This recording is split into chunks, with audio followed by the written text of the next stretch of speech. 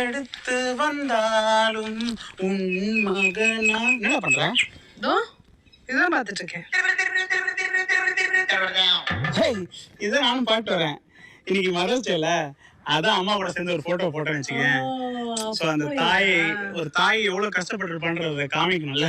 ஆமா ஆமா, கஷ்டப்பட்டு சுமந்து பெற்றாங்க. ஐயோ ஆமா ஆமா, ஐயோ என்ன 10 மாசம் சுமந்த தாயில.